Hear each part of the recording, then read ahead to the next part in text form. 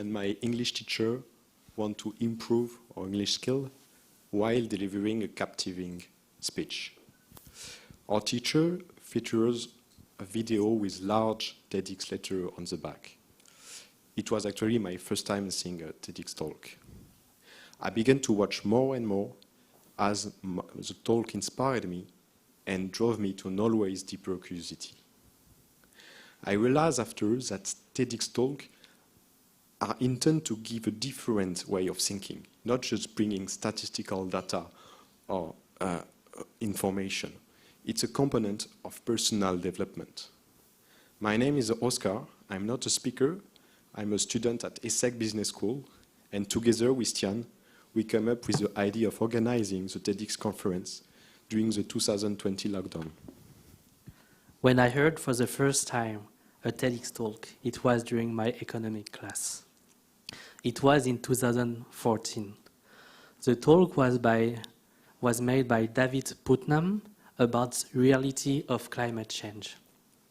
It really inspired me and changed my mind forever concerning the issue of this century. This video kindled my appetite for TEDx talk. The variety of the topic produced boundless space for self-reflection and wider reflection. On matter, ranging from astronomy to psychology and even smart cities. That's also how the story of this TEDx talk began. Seeing all these great people spreading their idea and made me want to contribute to the conversation. I'm Tian, and today I'm extremely proud to contribute to the wider TEDx conversation. Sustainability is another passion of mine, and I couldn't be more excited to see what these 2 hours have in stock. So what I wanted to speak about sustainability. I come from northeast of France, which pollution is relatively low and the air quality is good. But I live in several countries in the past few years, and sometimes the air was so polluted that we couldn't see few meters away. The plastic was everywhere near beach and on the streets. It really shocked me. And I promised myself that I will do my best to contribute towards sustainability and to find solutions to solve this issue. We wanted to organize a TEDx to share our ideas and vision by discussing the positive environmental impact we could have and the solution we could provide. And what about you, Oscar? So why sustainability? So during the lockdowns, I was in Mauritius, and because my parents live there, and during this time, on the 25th of July, 2020, the famous Wakashuyo oil spill happens. So all the inhabitants was mobilized to help cleaning and trying to confine the oil in a specific area and don't spread it all around the beach. And we build a floating wall made of straw in order to stop the oil spill. And so through this dramatic event, I realized how big is the negative impact of the human activities, and how and we have not yet realized how they can impact our futures. Through this TEDx, we hope to be able to add a small stone in the overall edifice and bring more sustainable importance to sustainability in our way of life.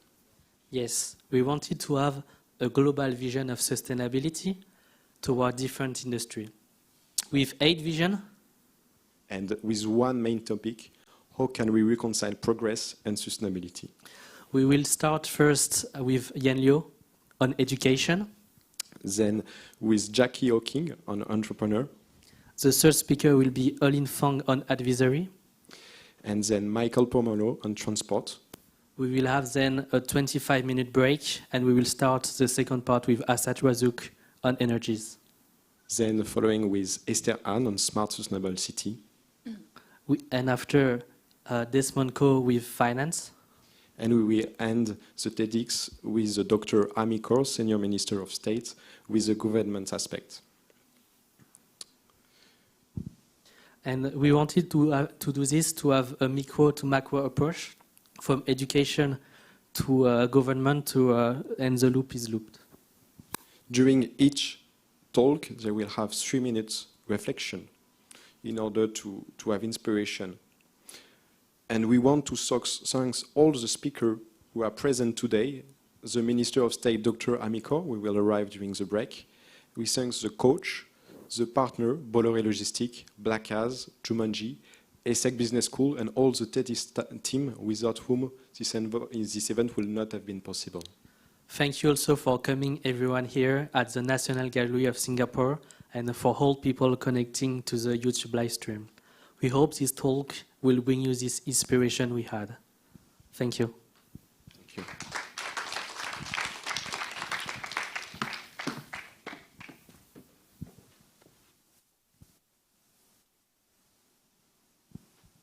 Welcome to something special. Welcome to TEDx. This TEDx event is part of a global conversation that takes place every day in every corner of the world. In schools, in theaters, in workplaces, even in prisons, people gather to hear the best ideas bubbling up in their communities. More than 3,000 TEDx events are held every year in 170 countries. It's a remarkable thing.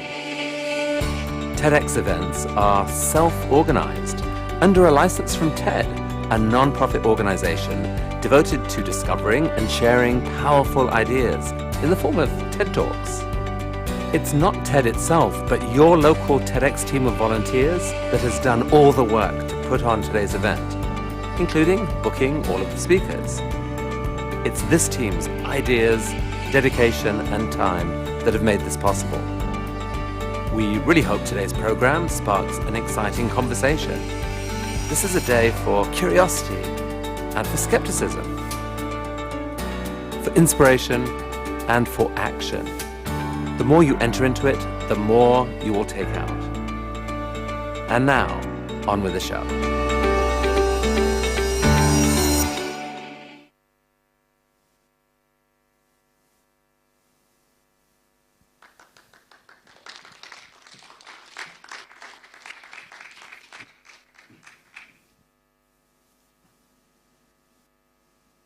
It was a Friday afternoon.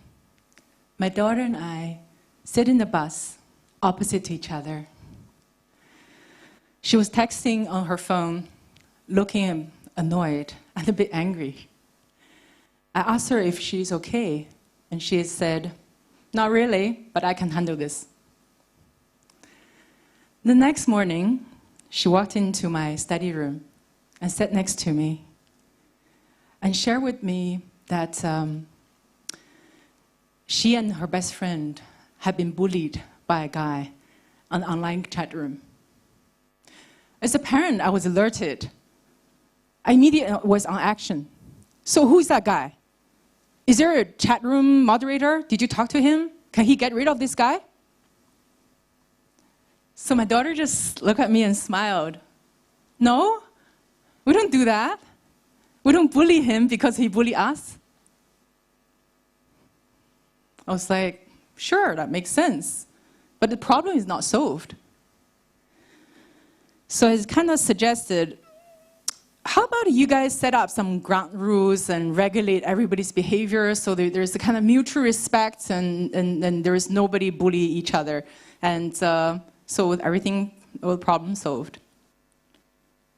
No, I don't think so, my daughter said really firmly. We have talked to each other. And my friends, they suggested that we give this guy some time because we don't really know where this guy behavior really comes from.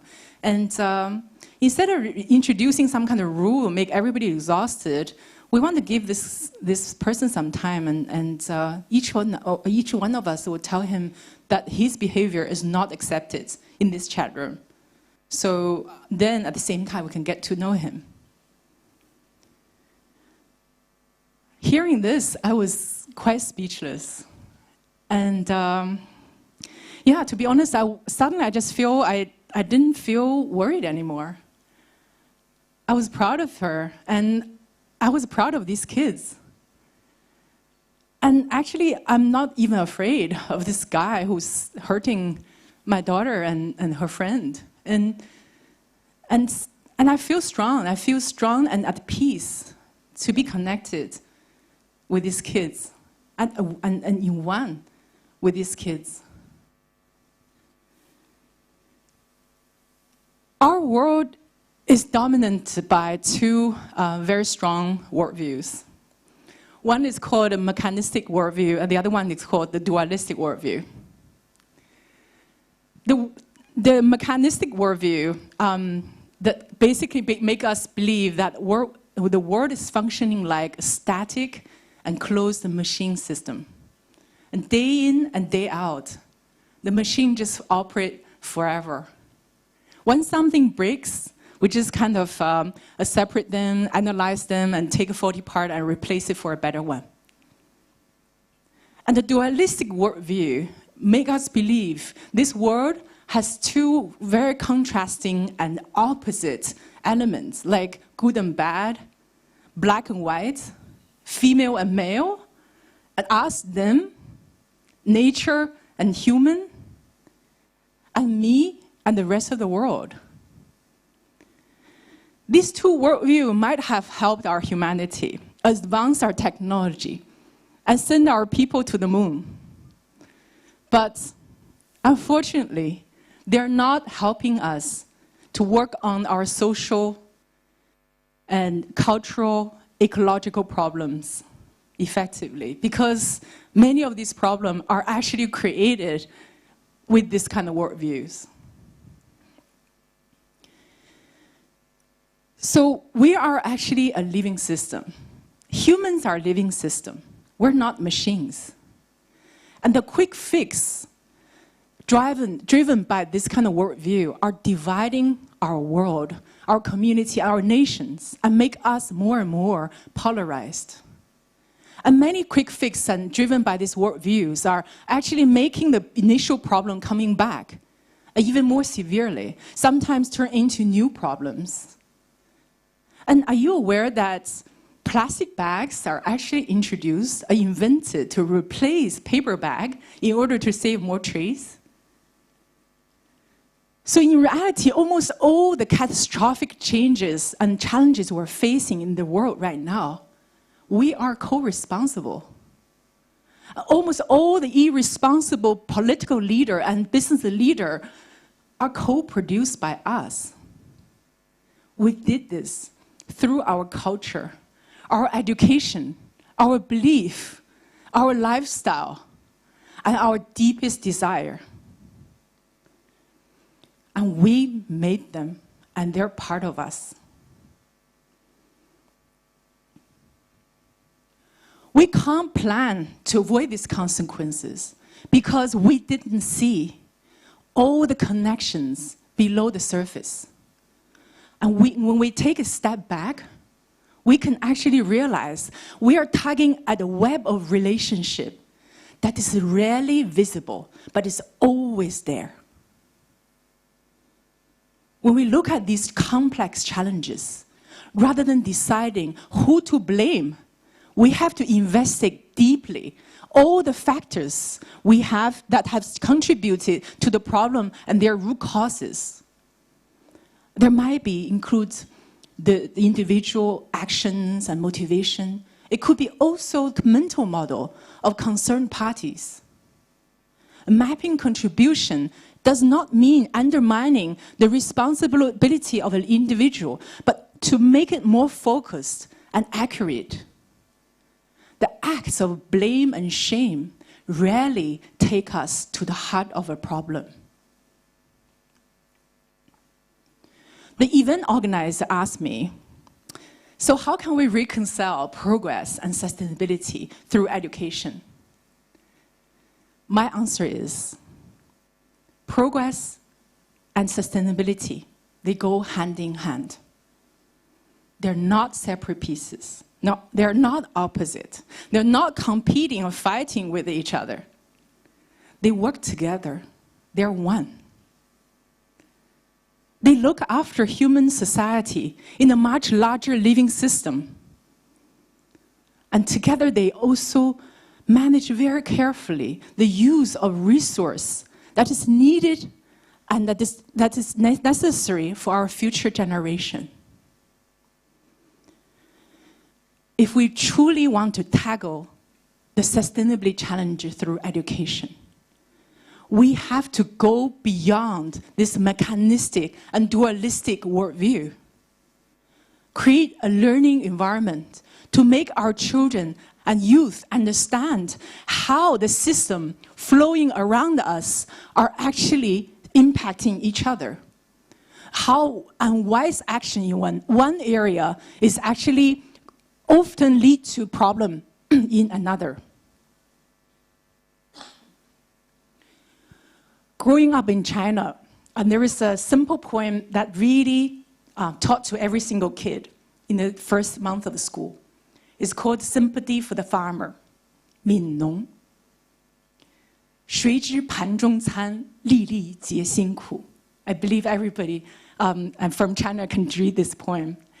And it means, who knows the meal in our plates? Every single grain contains the hardship of the farmer. This poem has taught millions of children, generation after generation, to build a connection between the food in our plates and the farmer, who are the devotion and the hardship of the farmer somewhere in the field.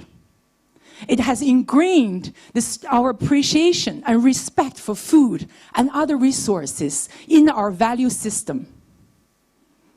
It helps millions of children and worldwide taking an active role and to be with nature, to learn from nature, and to know what is the real cost of food and the things that we consume every day, and to know the impact of these food and resources on our planet, on our ocean, our water, our forest, and the livelihood and dignity of the people who are growing this food for us. At my own work at BOP Hub, we run an education program about food and sustainable agriculture called Lives with the National University of Singapore. One of my favorite activities called Nazi Lemak Breakdown. Basically, it's kind of lunch, and everybody just enjoy the Nazi Lemak lunch and talk about the ingredients in the dish. So we have chicken from Singapore, cucumber from Malaysia, chili from Indonesia, coconut from Philippines. So we talk about who grow this food and how they're grown and how they travel all the way from different countries arrive in our plate. It is through this kind of conversation that we can build this understanding and awareness and how everything in human society and nature are connected and ecologically and independently and function together as a coherent whole. Another big part of my work at BOP Hub is to build an ecosystem to support social system innovation. And our entire focus is to build bridges and connections and ensure our startups could actually spend time to apprentice with the problem they care about. And they can learn from people they are trying to help, and they learn from people who have already solved the problem elsewhere in the world. So you see on the screen, there are 3 startups, and they're all amazing, amazing people. And this Equity Lab, they're helping Mongolian underprivileged youth to be able to access job opportunity and higher education through actively engaged in social service. And Eco-Enzyme team, they're trying to turn hawker centers in Singapore, the food waste, to turn them into a detergent. And all these teams are observing all these people working and understand their needs and pain months after months. And the team LOTA is working on the sanitation issue, helping the urban slum people and the rural villagers and to build some kind of low-cost toilet with local recyclable material. Actually, the sanitation problem in India is so severe that open defecation is causing environmental problems and causing a lot of problem of health. And women got raped and bitten by snakes by going in the early morning in the bush. So government is putting a lot of money and effort to build toilet. They even spend like 90% of our subsidy money to actually, each single toilet unit, 90% is subsidized by the government. But even that 10%, people can't even afford or don't even want to spend money on it. Or some people who can build a toilet and they actually use a toilet for storage room. So the problem really remains unsolved. As you can see, it is really, really difficult. And driving social change is a really slow process. And our work is really not measured by the number of unicorns or some kind of star or hero entrepreneurs that we produce to save this world. It's about how to facilitate this conversation, to understand the problem, understand each other. It's about how actively engage as stakeholders and towards a common goal. It's about how resilience and future readiness among the community needs and nature is developed over time. Speed is not our goal. Growth is not our purpose. Winning is not evidence of success. Through sensing, dialoguing, deep listening, empathizing, and asking a more beautiful question, we are able to have so much more insights about ourselves and about our world, and discover abundant wealth of wisdom, connections, and information and opportunity in our ecosystem, and find the right motivation to drive the real change. And driving such a change requires a very different kind of mindset and human intelligence. What I have learned from my child and her friends and the many young people around the world is a different paradigm of problem solving. It requires patience, calmness, clarity, compassion, curiosity, courage, choice, and collaboration. This approach includes postponing our judgment and staying with the problem a little bit longer. And the willingness to really step back and see the situation more fully and clearly with empathy. And to feel rather than just to think. And to be able to recognize all the weak signals that we're not able to pay attention to, rather than just look at big data. To be able to ask a better question and before we jump into conclusions. To acknowledge there are often multiple interventions to a problem rather than just one. And to be able to welcome and include people that we don't like to be in our solution. And to dare to make unpopular choice. So my question to you, my dear audience, is that after hearing my story, how would you solve your problem differently? What shift would you bring to your practice? Are we going to feed the beast of fear and anger by kicking out the bad guy and pushing away our problem to somewhere else or to someone else?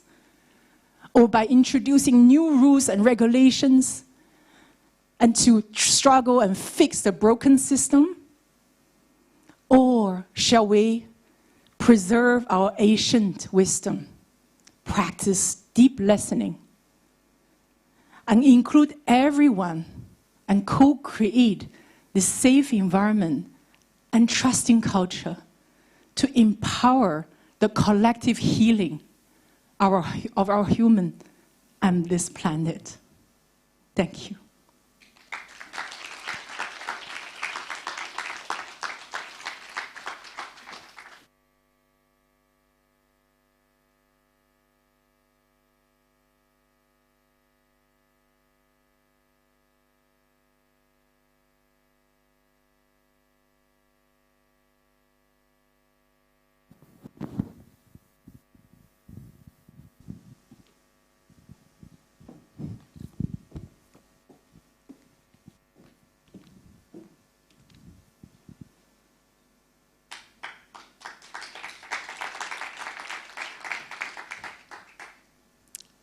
what do these two things have in common?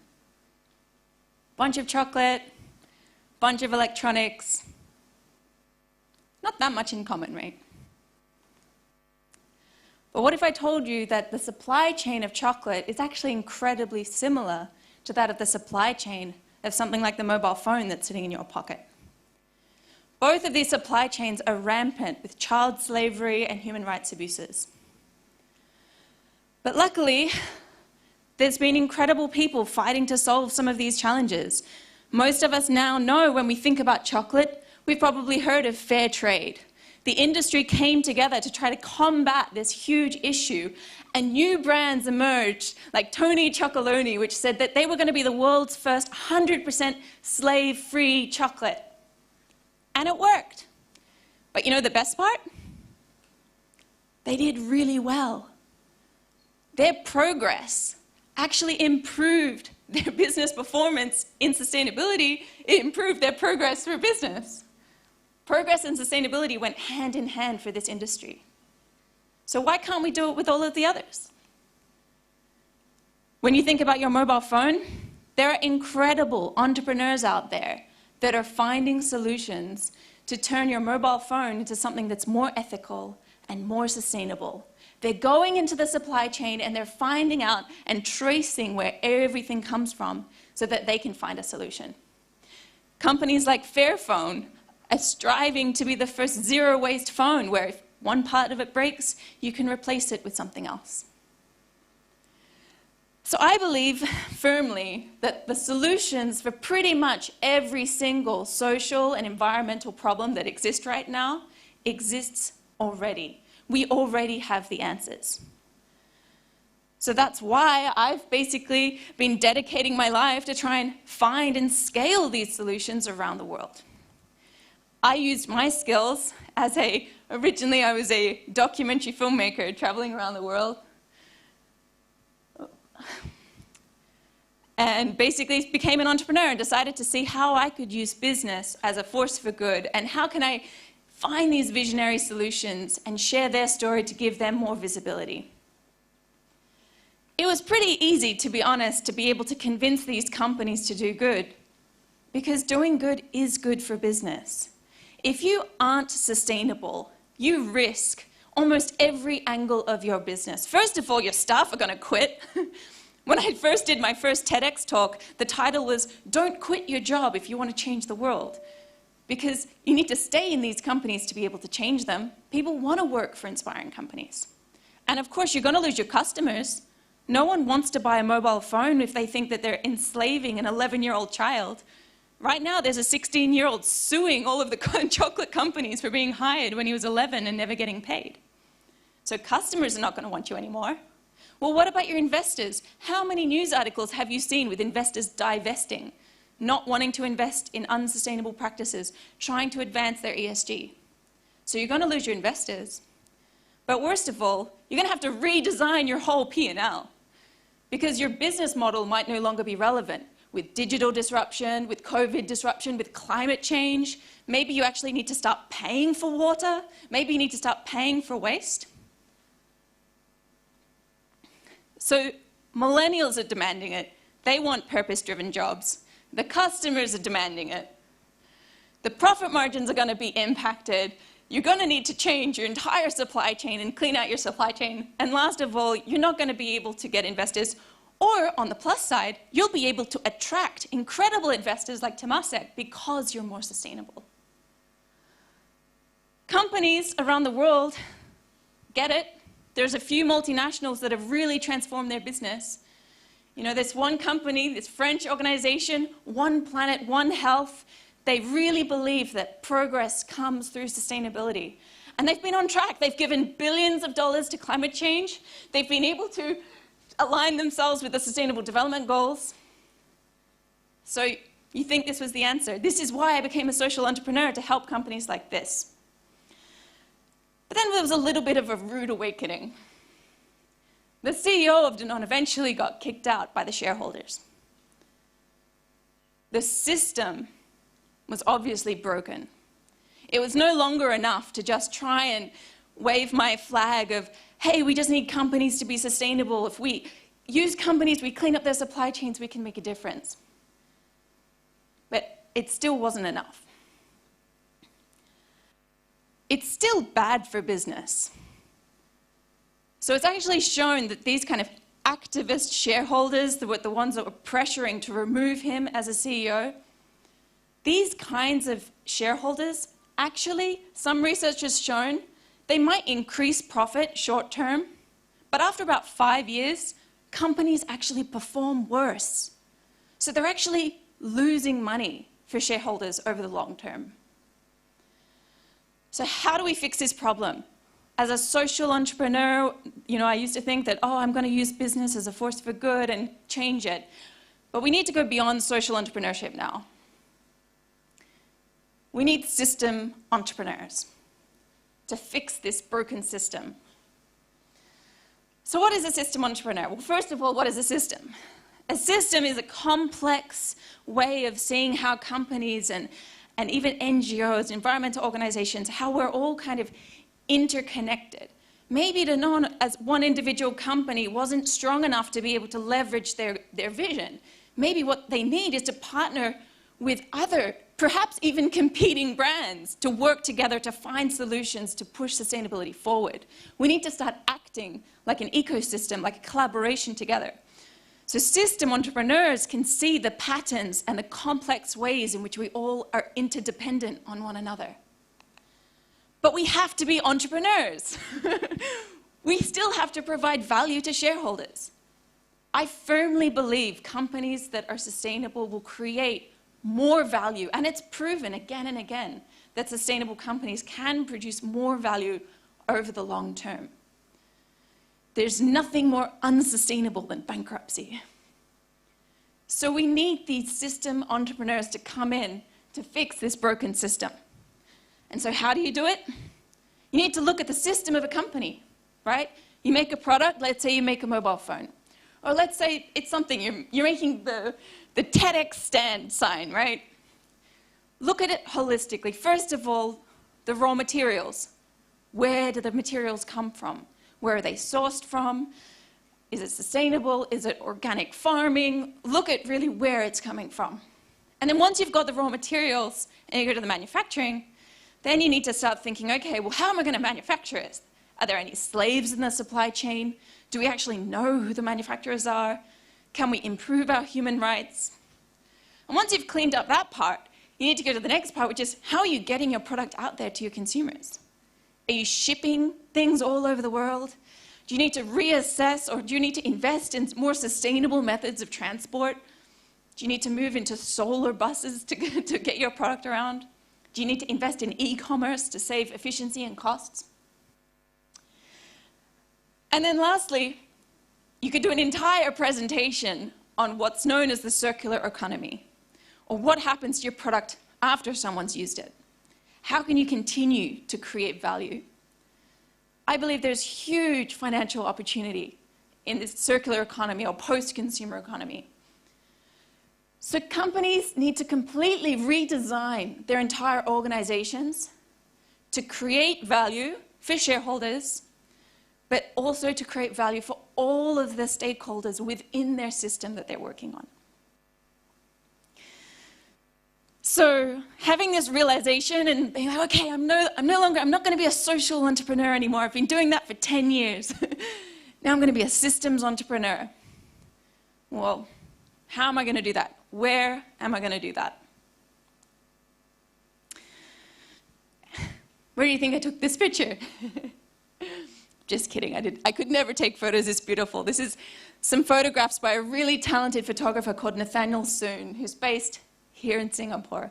And believe it or not, these photographs are taken from here in Singapore. Singapore has some of the most beautiful and diverse biospheres in the world. We have half of the world's species of mangroves living on this island.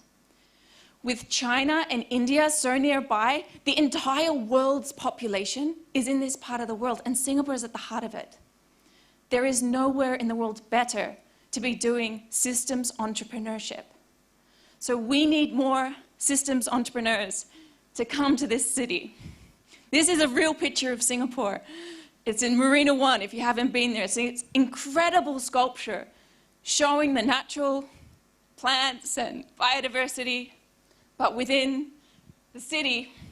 And to me, it really encapsulates this idea of, can we capture progress and sustainability? So come to Singapore and become a systems entrepreneur, and together we can fix the system. Thank you.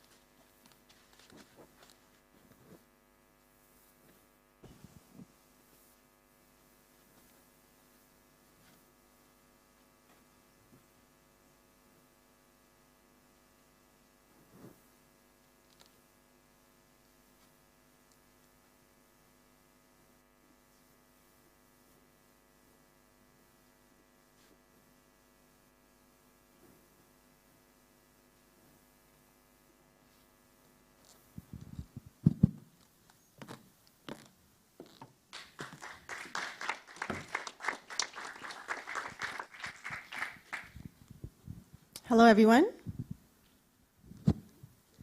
My name is Eu-Lin, and I'm an accountant. For a good proportion of my professional career, I was a financial auditor, but a few years ago, I pivoted to something else. So nowadays, when people ask me, Eu-Lin, what is it that you do? That's it. I'm in sustainability and climate change.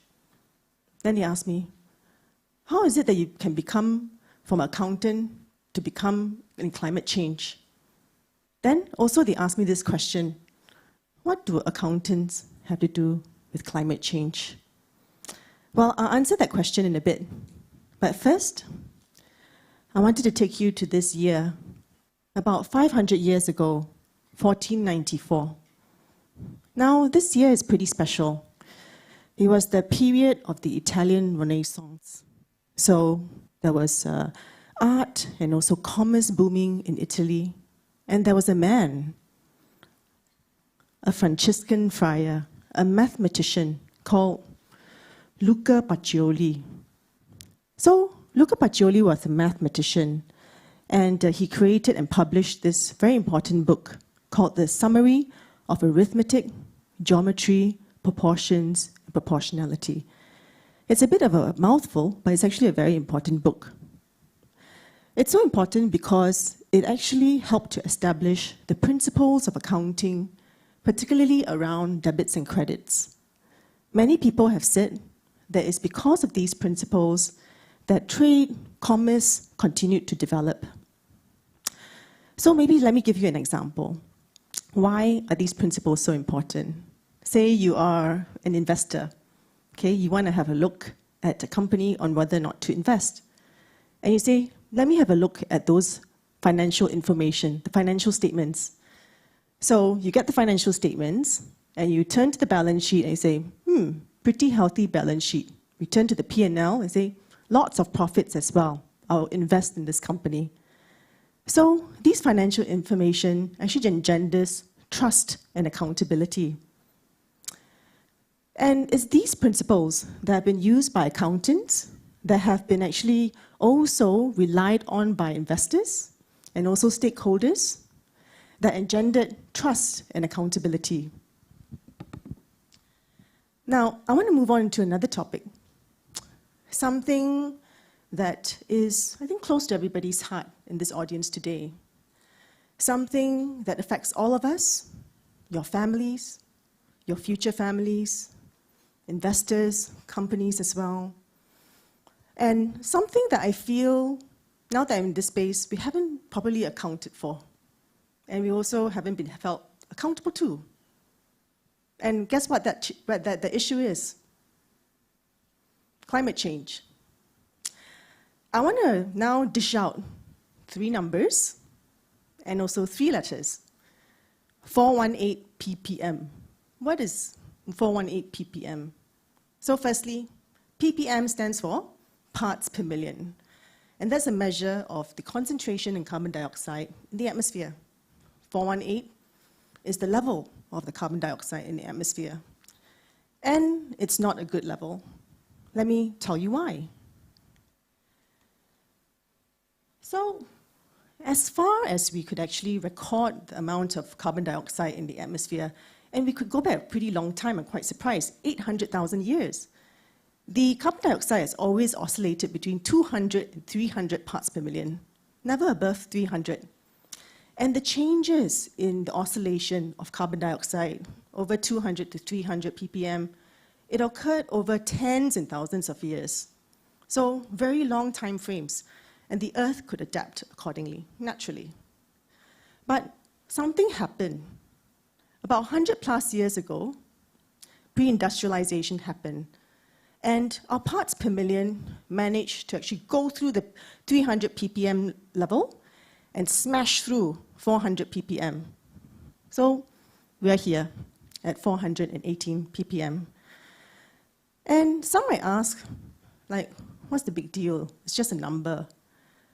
Some of you may know that greenhouse gas emissions actually traps heat in the atmosphere. Greenhouse gases like carbon dioxide, that increases the surface temperature of Earth. So some ask me, so exactly how much has the temperature increased from pre-industrial levels? I'll show you a number. 1.1 degrees Celsius from pre-industrial levels. People always ask me, actually that is quite trivial. What's the big deal about 1.1 degrees Celsius? Actually, people are already feeling the effects of climate change even at this level. I'll share with you 2 other numbers, 1.5 and 2 degrees Celsius. Scientists always talk about these 2 numbers, 1.5 and 2. People always tell me, what's the big deal? What's the difference? And I say, actually, there's a world of difference. Scientists say that in the 1.5 degrees Celsius world, 70 to 90% of our coral reefs will vanish. And in a 2 degrees Celsius world, 99%. And another case in point, in the 1.5 degrees Celsius world, we talked about wheat production decreasing by 7%. And in a 2 degrees Celsius world, that will increase to 16% reduction in wheat production in the tropics. Scientists are also saying that in a 2 degrees Celsius world, there will be more heat waves and extreme weather events as well. So scientists are saying, please try to keep it at 1.5 degrees Celsius. Now that we understand why it is important to cap that increase to 1.5 degrees Celsius, people often ask me, so how much of this carbon dioxide is there in the atmosphere? How much of it? And I said, to understand this, let me show you this picture.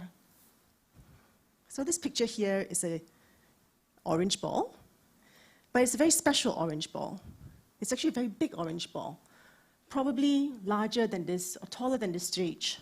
It's 2 stories high, and it represents 1 ton of CO2. People ask me, so how much of these orange balls, if it represents 1 ton of CO2, are there in the atmosphere? I'll give you another number.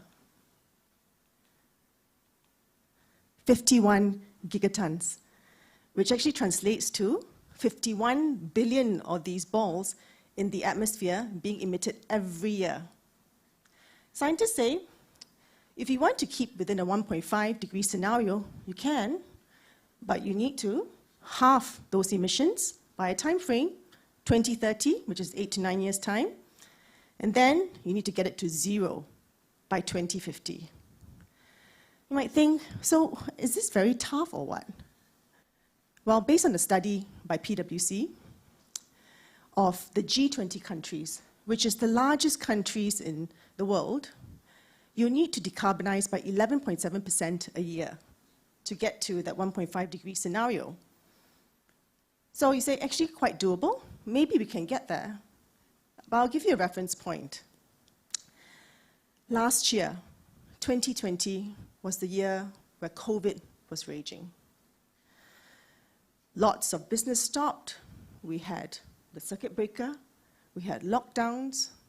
Activities decreased. Planes or airports shut down. Hazard a guess about the decrease of carbon emissions during the year of 2020. Hazard a guess. Close? Not close, sorry. It was, unfortunately, only 7%. Some sources even say 6%. When I saw this number, I said to myself, oh my goodness, despite all this reduction in terms of activities, we only decrease our carbon emissions around the world by 6 to 7%. How are we going to decarbonize the whole world henceforth?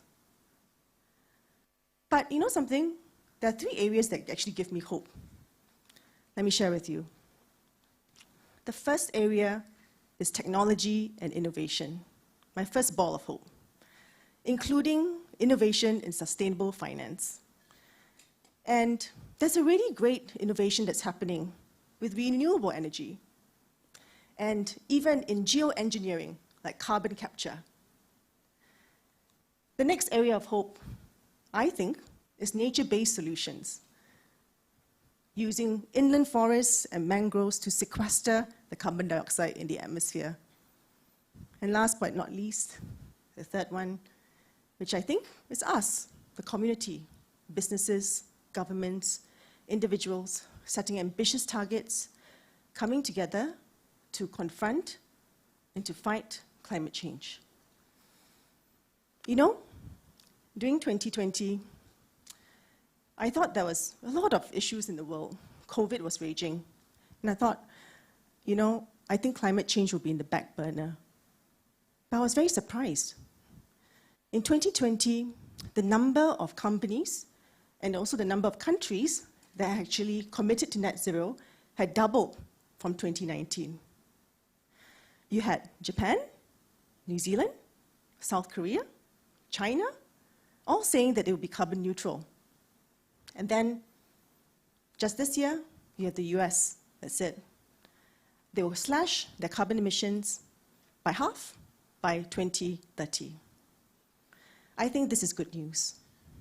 We also talked about investors.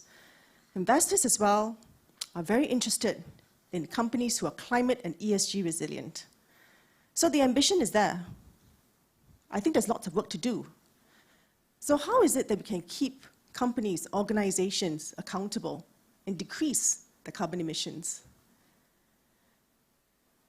Just now I talked about financial information. Actually, the financial information world is actually a very well taken and also a very clear path, very well-traveled path. However, in the ESG area or the climate area, the path is less well-traveled and also it's foggy. Let me explain why. Well, firstly, there are quite a number of sustainability and climate-related standards around. So people will use different organizations would use different standards. This actually makes it very difficult for stakeholders and also investors to cast and compare. It can be confusing. The next area is about carbon footprinting or carbon measurement. Well, to be honest, I don't think all companies actually know what is their carbon footprint. And even if they're measuring the carbon footprint, they're not measuring it completely. There are no complete boundaries. There's also no complete measurement of the scopes as well. So how do you actually then baseline your carbon emissions, set meaningful targets to actually decarbonize? You can't do it. It just surprises me that in an area where trust and accountability is most needed, in the climate and ESG area, that there's not much of it. So when people ask me, Eu-Lin, who do you think can help in this? What do you think we can do? Then I say, actually, I think accountants can help in this. I think accountants are able to fight climate change. They can save the world. And then people say, Eu-Lin, you're mad. I say, yeah, I think accountants can be mad. I think accountants can be mad for climate change. And let me tell you why. Firstly, measurement and disclosure. Accountants have been doing this for hundreds of years. They have been great at measurement and accounting and also disclosures. This is going to be a very natural adjacency for accountants. Actually, if you look at the greenhouse gas protocol, it does have quite a number of accounting principles hidden within as well. The next area is adding credibility. Accountants, like auditors, have been verifying financial and non-financial information for the longest time too. Say, for example, you wanted to buy some high-quality carbon offsets, a quantity of it. Wouldn't you want to know that the amount that you bought is indeed high-quality carbon offsets? Accountants can play a part in that too. And last but not least is driving change. And accountants are already doing so. In the world of global governance, the International Financial Reporting Standards, or IFRS, the trustees, have come out to say that they will make a start in making a combined or harmonized reporting standards of sustainability. So you see, accountants can play a part. They can drive change. And on an everyday basis, I'm also seeing accountants putting up their hand, young accountants putting up their hand and say, I want to join this fight. I want to join this fight against climate change. And I will use my skills and experience to fight this. So I guess, to answer that question, these are some ways that accountants can help to fight climate change. You know, I think our world can be very different in the future. In the future, we might not hear the roaring sounds of internal combustion engines, but we will hear the humming sounds of electric vehicles. In the future, we won't see forest fires, red skies, but we'll see clear blue skies with air that we can breathe. In the future, our energy sources won't be reliant on fossil fuels. Those things need to be kept in the ground where they belong. Instead, our energy sources will come from the sun. It will come from the wind, and it will come from gushing waters. In the future, everybody will have a right to a good education from the start so that they can realize their dreams. So, isn't this a future worth fighting for? Isn't this a future worth fighting for in every role that we undertake? Whether or not we are an educator, whether or not we are a young person, whether or not we are a mother, a CEO, a chief sustainability officer, a banker, whether or not we are an accountant. Thank you very much.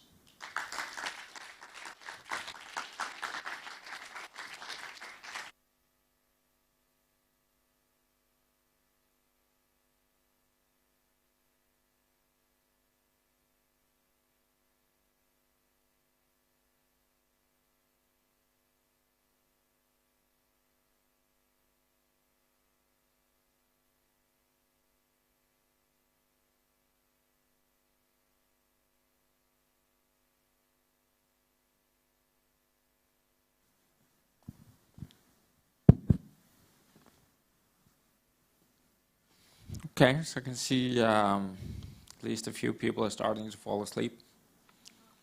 That's all right. Maybe can we all just stand up before we start this thing so we get a little bit of energy into the room? Fantastic. Thank you very much. So, let me see here. First slide. So my entire vocational life has been about this, not ships, but supply chain. and investing into, so I'm an entrepreneur, investor, run a VC fund. But the typical reaction I get when I say this is something like this. People, on the one hand, find it tremendously boring, and number two, typically don't really understand really what is it for and why do we need them and what is the kind of impact that they have. So next 10, 15 minutes, I'm going to try and convince you why it's really important and why we have the opportunity to save hundreds of millions of lives in improving our supply chains and why they're so important for our sustainability. I have a lot of slides, so we're going to go at a fast clip. So this picture here is from a hunter-gatherer society. This is how we used to live 10, 20,000, 100,000 years ago. And the planet can sustain something like 1 million, 10 million, maybe 100 million, depending who you ask, in terms of food supplies, in terms of ecosystems. The problem is that today we are upwards of 8 billion people on the globe, and there is no way of getting around specialization, trade, and a supply chain that goes underneath all of this. A really good example of that is the way that our artery system works. So we have organs that specialize, and we have a distribution network.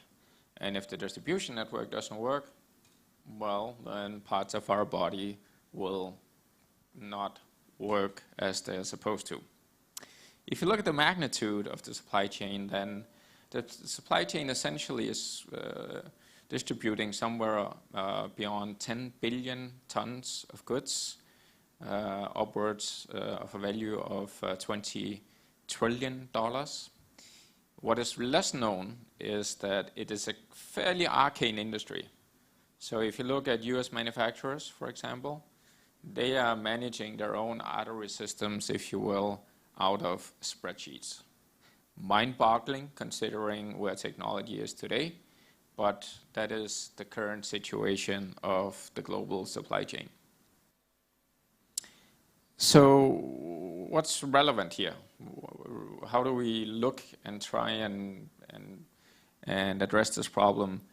So my personal view, but it's my own guess, is that 1 billion people are going to have a really, really big problem in the next decade if we don't do something about this. And we're going to talk about 3 things. There are lots of things that are important here, but I will talk about 3 things that I think are particularly important right now. So the first one is, what can we really do in this global supply chain? The second one is going to be equality across the globe, because we are people and everyone in this room is very fortunate to have the things that they would like to have. But there's about 4 billion people in the world that don't have what we have. And the last thing is the supply chain in itself is causing an impact to sustainability and progress. So there are things that we need to deal with. I'm just going to take a few examples first. They're not going to be fantastically fun to look at. After that, I promise we're going to look at some things that are slightly more positive and some pathways to actually solving this. So if we take, that was the wrong direction. If we take capability first, the COVID is a great example. So you have a few locations that are producing a vaccine. Now you need to distribute it to billions of people. And some of these supply chains are tremendously complex. Some of the vaccines require perfect supply chains that keep the vaccine below minus 70 degrees centigrade. That is really, really difficult. And what it means is it's going to take us years before we are able to distribute it. Even if we have the production capability, it will mean that millions of people are going to die in the process. And this, by most estimates, is a very mild pandemic. what if you had a much more violent pandemic? Imagine the capability that you would have to actually solve this problem.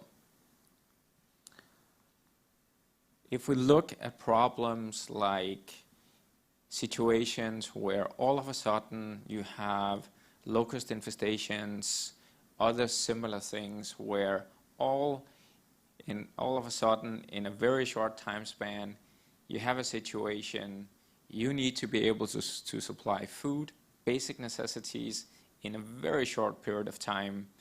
We don't today have that capability. Again, millions die because we can't actually do that. If you look at the other picture, then this is causing people to migrate. When you compound it with all sorts of other issues like climate change, then it just increases the number. Some people believe that in this decade we're going to have 1 billion people who are just going to be wandering the planet, and they have no access to any basic necessities. I don't know if that is a correct number, but I think that it's fairly clear that we are going to face hundreds of millions of people in that situation. And the importance of that is that now we don't only need to supply things very fast, we need to be very agile in how we supply them, because we don't know where these people are going to be and how we can help them. Again, a situation where hundreds of millions of people are going to be maimed, or in a situation where they might find a fatal situation. The last one I'll touch on capability is sometimes we have situations where stuff just disappears overnight. You have storms, superstorms, you have typhoons. You might have had a good infrastructure, you might have had a good transportation system, but it just disappeared.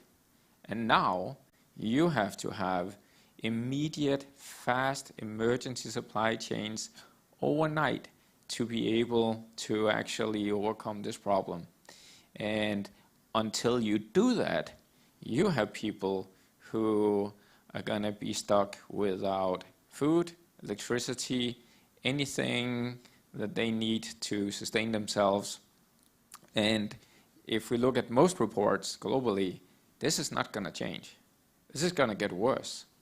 We're going to have rising sea levels, except if you are a radical, Republican in the US, then you might have a different opinion. But most of us, I think, are looking at it and believing that this is probably what we're facing. So that requires a tremendous amount of innovation to solve. If we look at equality, then you can look at the ship here on this side, or this side, or here. That's a really big container ship. It carries more than 10,000 containers. The other one is a small one. It carries something like 500 containers. You will also note that the small one has key cranes on the ship because the infrastructure in where it's going, in this case Papua New Guinea, is not there to actually have that infrastructure.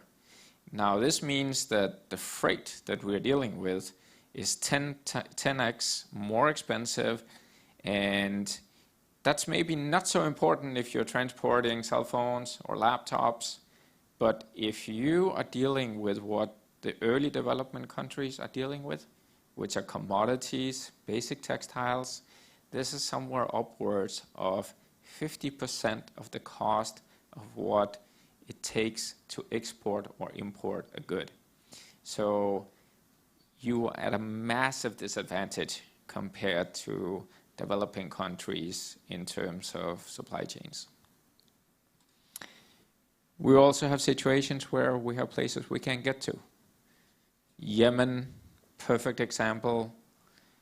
We can't actually get to places in Yemen, which is one of the biggest humanitarian crises that we're facing globally, because to do that, we would have to put people in harm's way. Now, if we had had situations where we didn't do that, like autonomous supply chains, situation would be completely different. But we don't have it today. And so because we don't have it today, and don't Google this, because if you Google it, you will see some really horrible pictures.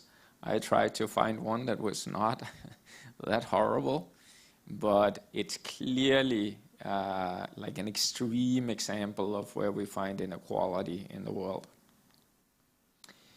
If we look at sustainability, then I think most people in this room know that there is a tremendous amount of food waste going on globally.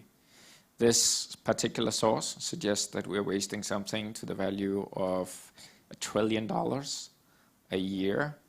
What is not so well known is that upwards of 50% of that waste happens in the supply chain. Now, 50% of that waste is enough to feed everyone who is facing hunger in the world. Now, I'm not suggesting that that's the mechanism and that's how it works. It simply gives us an idea of the magnitude of the kind of waste that is going on. If we look at another example of it, of course, the supply chain itself is also a contributor to, let's say, sustainability, or the other side of it, which is, in this case, greenhouse gas emissions. So there is there are a number of estimates out there that suggest that we will be doing something like 3 billion tons of CO2 emissions in the next few decades, if we are talking about fossil fuels themselves, just out of ship operations. If you talk about all the steel, all the concrete that's required to build infrastructure in and around supply chain, the number is much bigger. It's probably 3x, it might be an order of magnitude, it might be even bigger. So we have also this challenge where we need it, but we need to make it sustainable. Now, that was all a bit of a bummer, and I'm sorry for that. I didn't try to ruin your evening.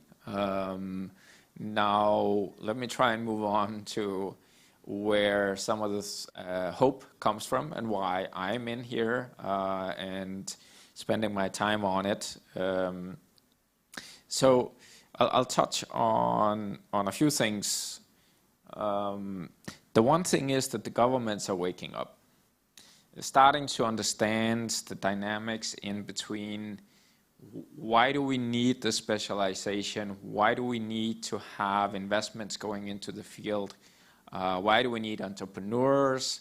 Why do we need corporations coming into it?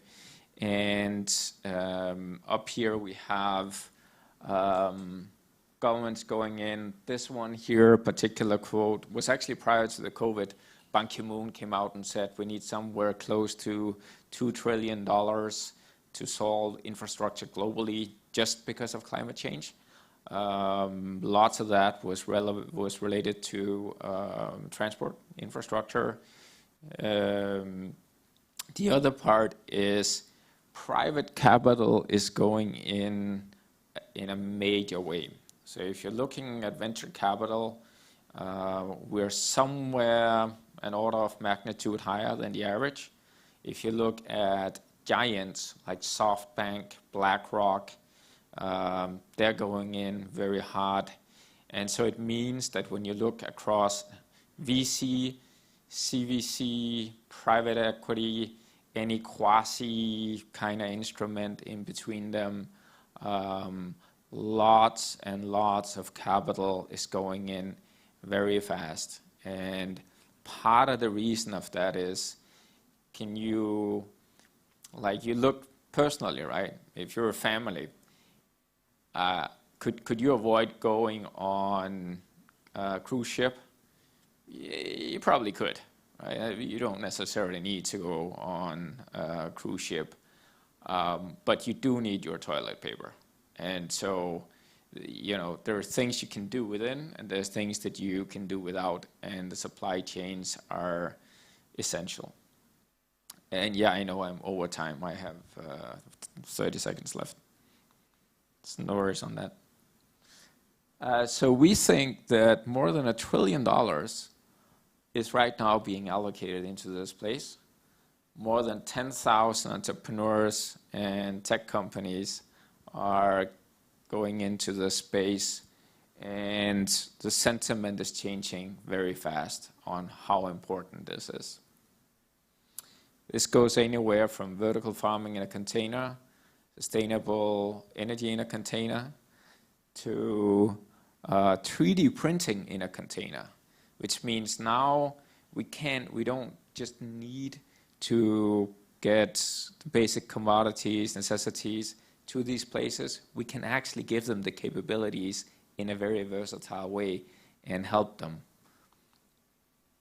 There are other examples like autonomous shipping. If we'd had autonomous shipping by now, we could have had it. We would not have seen the disruptions. We would have saved millions of lives. But we don't, and we need to innovate fast. I'll skip the other side since I've been prompted on being over time. The last one I'll mention here is, this is a drone that's developed by the military in the US that can come out of a container. And so you don't actually know whether you have thousands of killer drones coming into a port near you. And that means we also need oversight. We need oversight on understanding how this is innovating and avoiding these kind of situations. So the last thing I just want to put out there before I get kicked off the stage by Oscar is, so when you see a ship or when you see something similar, I prefer if you have that reaction, because the reality is really that there's no better time to come into this and be part of it. We can save millions of people, we can make the planet more sustainable, and there's enough technology out there that can be applied. Investors are going in like crazy. So I'd really invite all of, anyone interested in being an entrepreneur, innovating, being in a company who wants to innovate and make the world more sustainable, to join me, thousands of others in entrepreneurship to come in and tackle this problem. Thank you.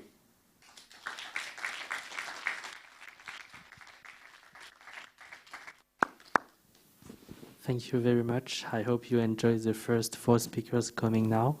And now we will do a small break of 25 minutes. You can start exit from the last row.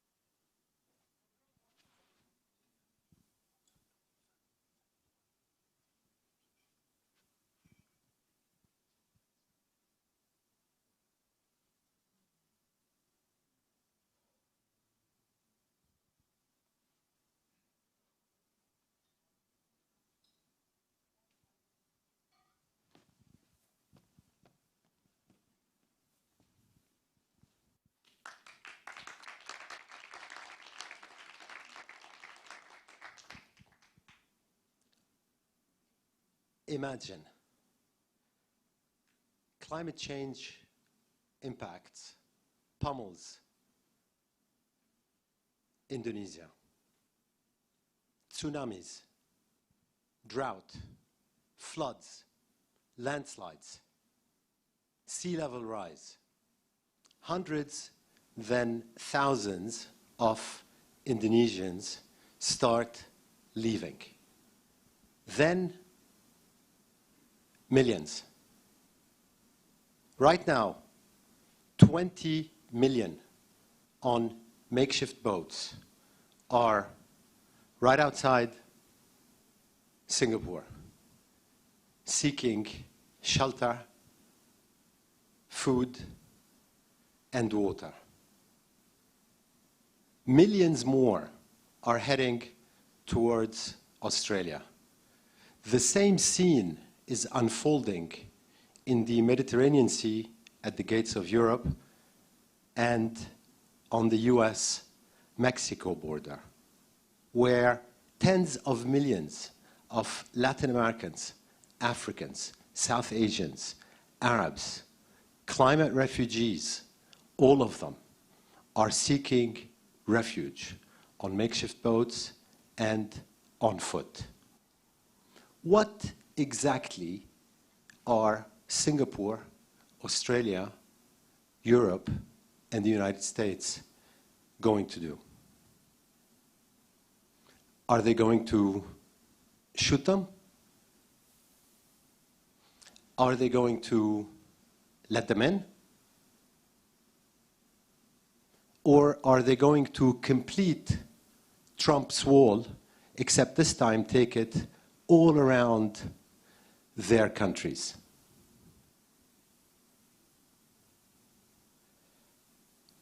But what happened, you might ask? What happened was we delivered progress without sustainability. That's what happened. The progress that we delivered, in large part powered by burning gas and coal and oil, was amazing for 200 years. We doubled global life expectancy. We cut infant mortality from 50% to 2.9% globally. We pretty much conquered illiteracy. And every one of you, right this second, has in their pocket more information than Abraham Lincoln or Louis XIV ever had access to in their entire lives. But we delivered that progress, in large part burning coal, oil, and gas, while cooking the books. How bad is it? Every single earnings number of every single company in the world is actually wrong. Now, at the beginning, obviously, we did not know that we were cooking the books. So when the first coal plant opened in London in 1882, it was a beautiful site. It lit up a part of the town. It powered the telegram. And we then built a global infrastructure burning oil, gas, and coal.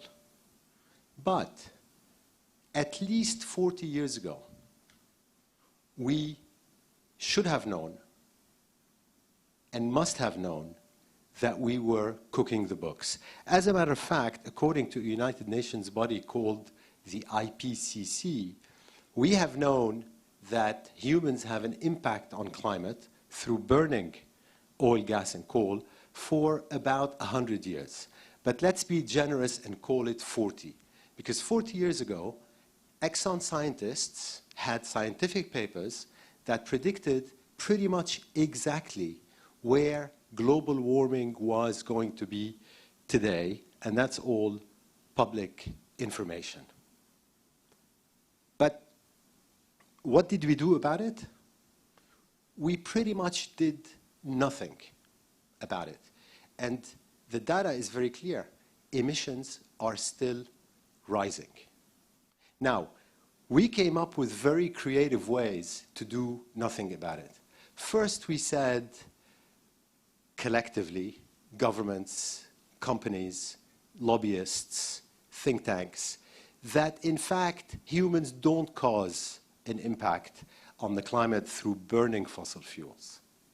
So we just denied it. Then we buried the evidence. After that, companies became more creative and said things like, oh my God, how can you possibly have me estimate my impact on the environment if you, government, don't give me a carbon price, or you, government, don't force me to clean up my water discharge full of chemicals, or you, governments, don't force me to take responsibility for the plastic that I'm dumping everywhere to an extent that every single one of us today is eating, drinking, and breathing plastic. But recently, we came up with an even more fantastic way to cook the books. And it's called ESG. ESG stands for environmental, social, and governance risks, that a business runs into, and it's about cataloging these risks so that investors take them into account when looking at the performance of a company. Now, ESG is a beautiful thing because, hypothetically, if you're looking at a portfolio of buildings, for example, which you want to buy, today financial statements only show you how much money these buildings make and how much it costs to run them. They do not show you, for example, the emissions that went into building that building, the emissions that the building is emitting today, the deforestation impact, if any, of that building, and the sea level rise protection investment that needs to be made to defend that building. So ESG is, at the moment, basically a lot of blah, blah, blah to say, I'm going to take this big bucket, I'm going to put in it everything I don't want on my balance sheet and in my earnings, and then I'm going to just forget about it in computing my profits.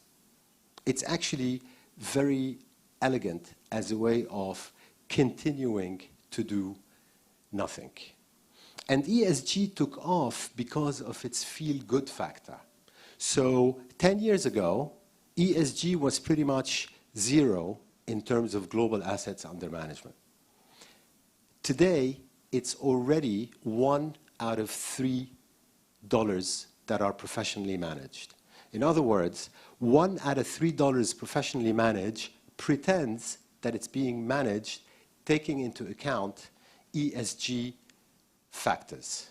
And soon, it's going to be 100% of assets under management because it's just very elegant and because we, citizens, want clean investment products.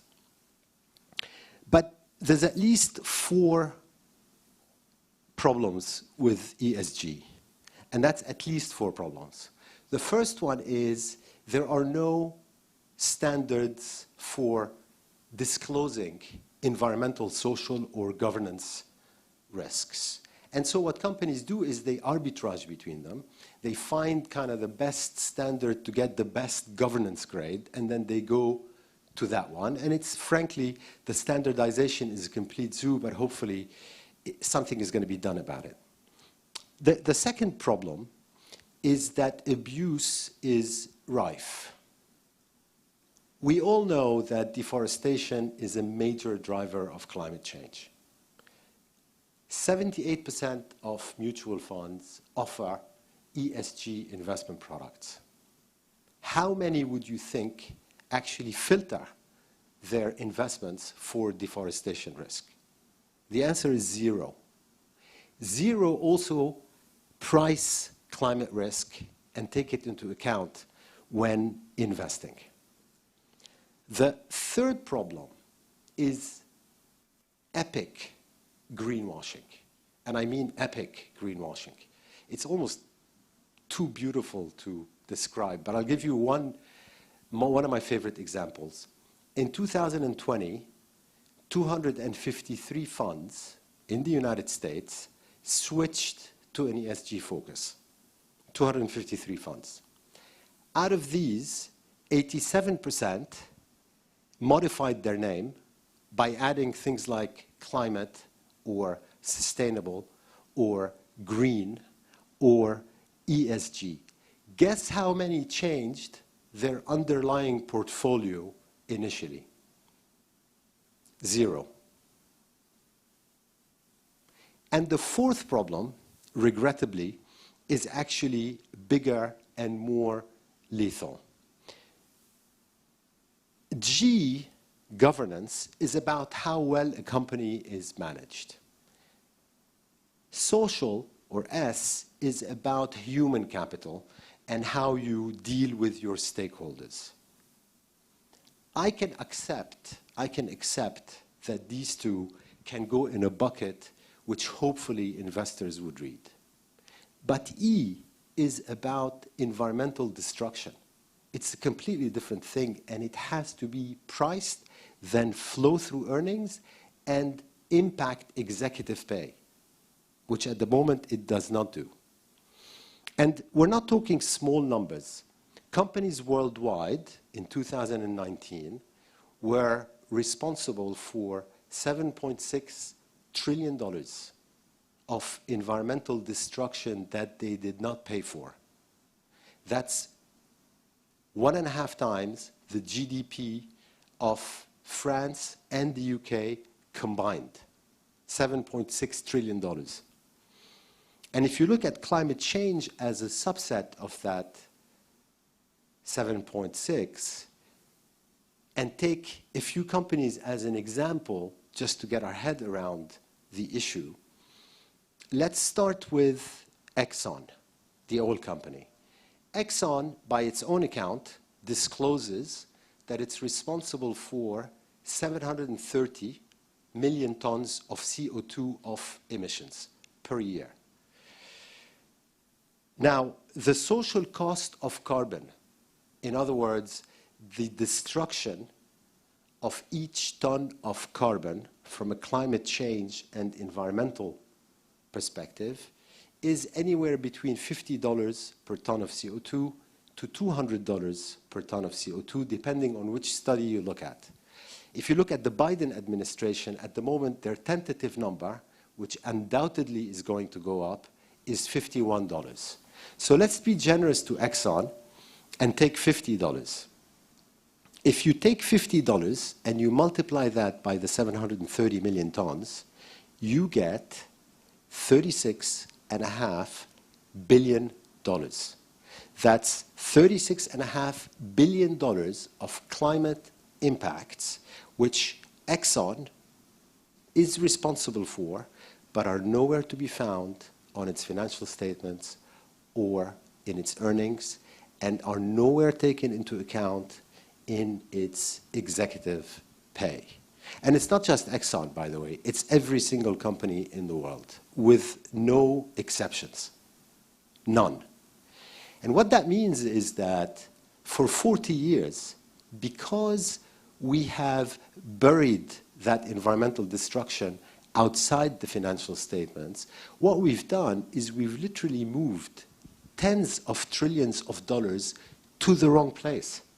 We sent them to search for more oil, more gas, more coal, more plastic, more polluting products, instead of having done the right thing, sending them to the right place, which would have meant that today we would have been done with that climate change challenge already. So Exxon in a good year makes $20 billion. Its earnings are therefore misstated by something like 200%. BASF, the German chemical group, their earnings, if you do the very same math based on their numbers, are misstated by 67%. 67%. Toyota makes also about $20 billion a year, but if you take its emissions, multiply that by $50, you get $20 billion, which means that Toyota actually has never been profitable. And all that money has been diverted to petrol cars when it shouldn't have. This is hugely meaningful because if we weren't cooking the books, your electric boiler right now would instantaneously be cheaper than your gas boiler. Green hydrogen would already be with us. We would be flying electric planes. We would be sailing electric boats. Bill Gates talks of a green premium, which according to him is the premium you have to pay for a zero carbon product compared to a fossil product of the same type. So a plastic straw versus a biodegradable straw. But in fact, the green premium would instantly disappear and would never have existed if we weren't cooking the books. And looked at a different way, there is no green premium unless you are cooking the books. This cooking the books thing is a pandemic. Attacking it is probably the most effective lever to change the world and move it to a safer place immediately and in the fastest possible way.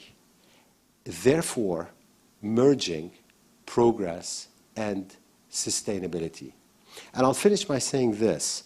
Indonesians and Latin Americans and Africans and Arabs and South Asian do not want to move to Sweden. They really don't. Or Denmark. They want to stay at home. But to do that, their home has to be climate safe. Thank you.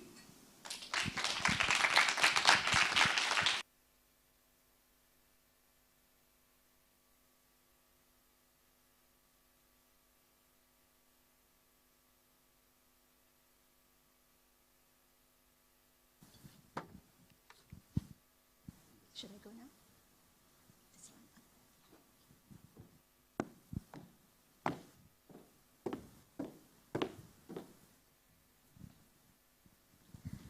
Hello. A few weeks ago, and on the night before my daughter's wedding, mother and daughters cried our eyes out. Why? Change can be daunting, and the anxiety that comes with change can be distressing. And humans are therefore quite resistant and, about change because, breaking away from norms or breaking away from habits can be distressing. And change, unfortunately, is a fact of life. And you can embrace it, and it is not really a choice. Some change can happen overnight, some can evolve over time. Sustainability exactly happened over the last 2 decades. It has evolved from a good to have to today become a global mainstream agenda on both political and business arena. In 2014, when I share my card as carrying the title of Chief Sustainability Officer, at that time people's reaction was like, oh, interesting, what is this title, what do you really do? But today, the reaction are quite different. Some ask me, it's like, oh, my son actually, is studying environmental management and he wants to be part of the climate action to save the world. And this is really a very welcome change because our world is not sustainable. And the temperature is rising too fast and too much. And if you remember that the hottest 5 years all occurred over the last 7 years. And indeed, we need sustainability, professional, skilled and passionate people to come to join this profession. I'm really glad that I started my journey early in 1995. And at that time, why I joined the profession was actually the turning point was because I became a mother of 2 in mid-90s. And at that time, sustainability was not quite the agenda. And being a mother, of course, I naturally become more concerned about the climate change, the impact, food security, anything that impact the future of my children or my grandchildren. Definitely, that was really the key drivers for me to change, and the guilt, and also eco-consciousness, and the care and the concern about the future. So today, the world is in a climate emergency. And as you know that cities account for only 2% of the landmass on Earth, but is responsible for 2/3 of energy consumption and 70% of greenhouse gas emission. Cities and buildings are responsible for 36% of energy consumption and 40% of greenhouse gas emission. And sadly, after Paris Agreement, we haven't seen, the drop of global carbon emissions over these past 5-6 years. So what should we do? Climate threats are really affecting everyone and everywhere. And this was taken in 2015 in Singapore. Singapore being a garden city blessed with clean and green environment and high green coverage, always enjoy clean air and all that. But every year we are subject to the impact of haze due to the bushfire in the region. And 2013 and 2015, it was the worst haze on record. And I still remember that I was driving home after work, and the visibility became so bad that I could hardly drive, more than 20 kilometers because I couldn't see the cars in front. It was really very frightening. And breathing was so suffocating because I feel like I was smoking rather than breathing. So the question is, do we have solutions? And what does smart city means, And definitely, the answer is yes. There are smart and sustainable and green building solutions and technology that can help us to reduce carbon footprint. And even right from the beginning, we can tap, on technologies and AI to simulate, the projects. And how do we orientate it? How do we maximize natural ventilation? And how do we reduce heat gain? We can do it. There are solutions. And even through greening, this is actually, our pride and joy, one of the largest vertical garden in the world that made it to the Guinness record. And based on a study over 1 year, this green wall helped to bring down temperature, cool the internal space by up to 3 degrees Celsius. And that means it will reduce the use of air conditioning. And we can also weave in technology and solutions into architecture. And this wavy canopy has a lot of wonders behind it. It actually maximizes the airflow and natural resources and breeze under it without using air conditioning. And it also embraced a very extensive installation of solar energy and solar panel, and plus a rainwater harvesting system. And these two are actually a net zero building. And what we feel is we need to educate the public what exactly is net zero building. And it actually, both of them are like Green Gallery at the Singapore Botanic Gardens. The other one is a Sustainability Academy. Both have high usage of sustainable building materials, and both actually covered with solar panel on the rooftop. And since their opening, we only power the operations using solar energy. Then the third enabler is actually about people. Do you know that actually people spend about 90% indoor, whether at home, at work, or, in F&B outlets, or, anywhere, entertainment, theater, and all that. So what we feel is people are most important in driving change, because how you use the spaces have an impact on the overall building performance and carbon footprint of our building in our cities. And what we feel is like we need to engage a lot more ambassadors, not just sustainability professionals, not just the environmentalists or the scientists. People can drive change on the ground, and people can really make a difference.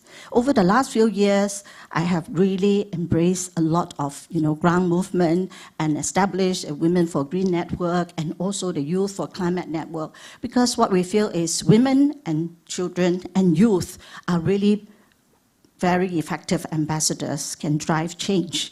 And this little boy is a 3.5-year-old Nathaniel Ng. He was actually our youngest winner from our storytelling competition last year.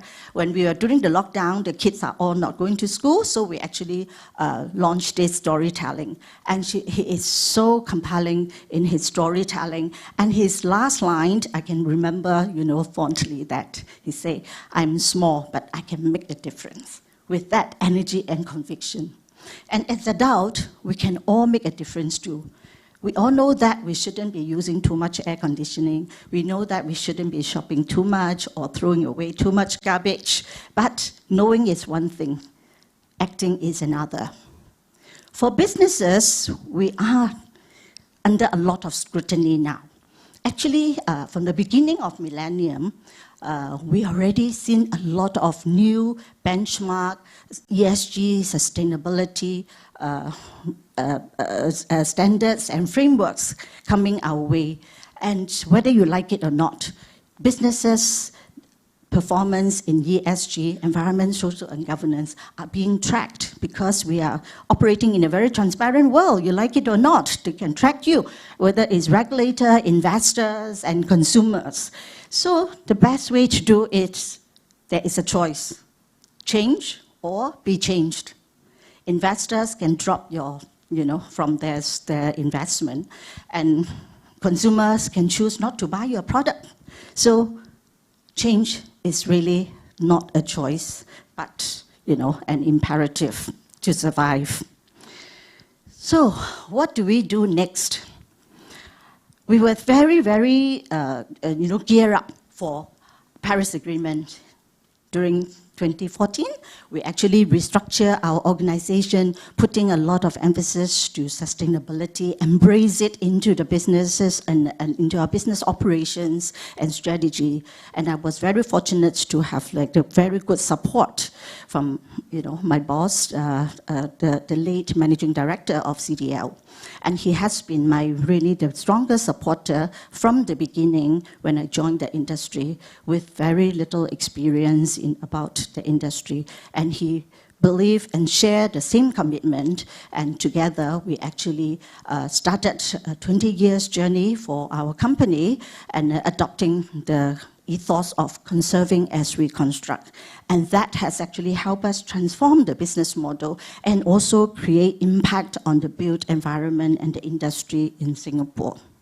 So 2014, we are all geared up for, after Paris Agreement, there are a lot of big plans that we want to do.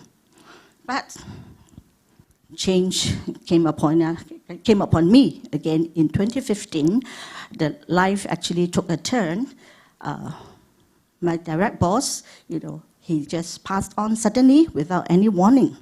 So that was November 2015, just before COP21. And I was really shaken, sad, and worried, and it's like, what am I supposed to do without my strongest support? So I really need to, find way to regain the confidence and regain the energy. So a family holiday at the end of the year 2015 really helped me to put me back on the path of healing. And in Finland, I was very fortunate. I still remember the feeling of seeing this beautiful northern light dancing above the frozen lake, pitch dark frozen lake with the dancing light. It actually reminded me that how beautiful nature is, and reminded me about my love for nature and my purpose of my sustainability journey. I ushered in 2016 with a new sense of energy and also a new sense of commitment that we need to charge And over the few years, we really, did a lot, and then we actually helped the companies to achieve top rating in the leading sustainability rankings and all. But last year, like all others in the world, the world almost came to a halt, and all our activities were put on hold. But the doors are closed, windows are open. We did a lot of virtual events and all that. But we did see something, the silver lining actually shone through the pandemic last year for sustainability. And we have seen the rapid growth of ESG funds, which have actually tripled, and even sustainability bond, social bond, green bonds have doubled in the volume versus the year before. So now we are not just talking about political regulations, and we're not just talking about business. We need more champions on the ground as well, and more change makers, because that makes a difference. And what we are hoping to have is to enroll more people to drive change on the ground. What we need is you need not to be scientists or an environmentalist. We need champions that have the passion, have the strong sense of commitment, hope, and love, just like this mother. When you have hope and the sense of commitment, nothing is too heavy on your shoulder. And for our future, I'm sure you can join us to save the future. And change is not a choice. Thank you.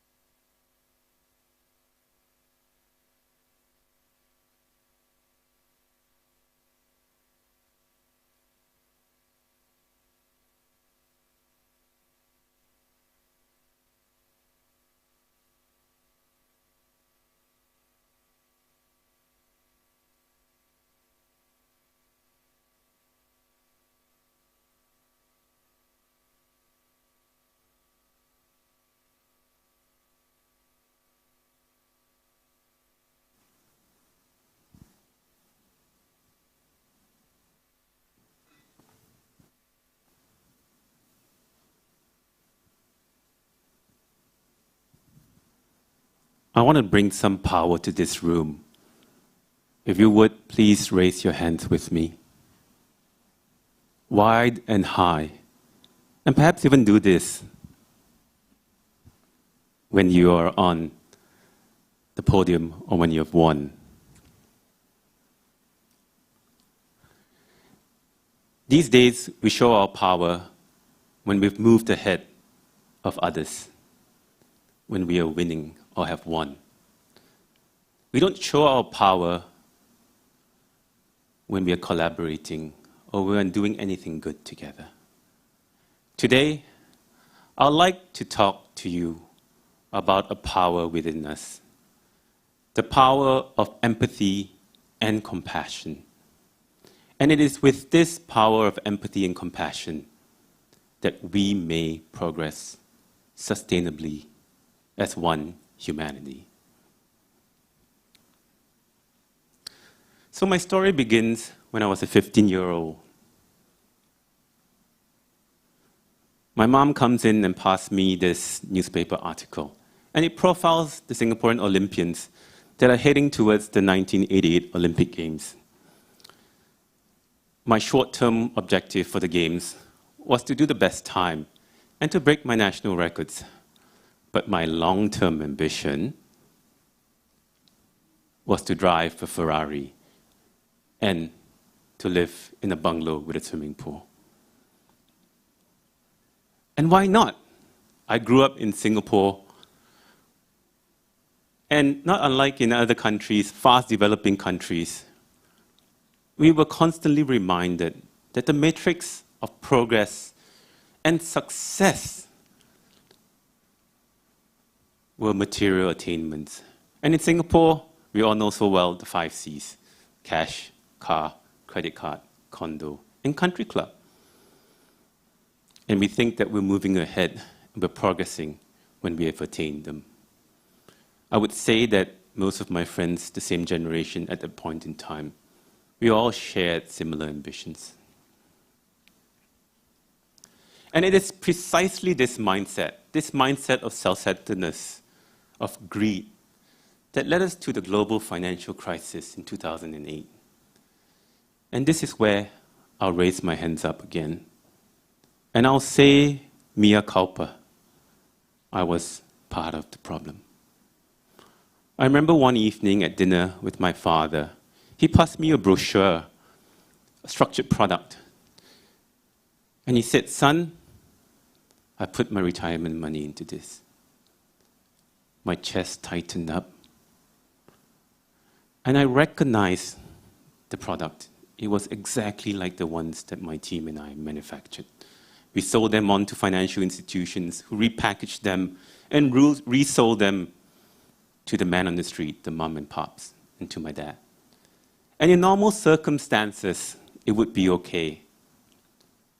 But as we headed into the global financial crisis, many moms and pops lost all of their retirement monies. Fast forward to today, 2021, COVID, a zoonotic disease transferred from animal to humans. Someone decided one day that was a good idea to eat an exotic wild bat. This virus spread wild throughout the world. It's infected close to 150 million people, and it's taken the lives of 3 million. But during this time, what we are seeing is this self-centered greed come out and arise. We see capitalism rear its ugly head. In some countries, you see money and power being used as tools to help folks move ahead of the line, ahead of the vaccination line. This self-cherishing attitude, it has no space for virtuous action and no space to help others.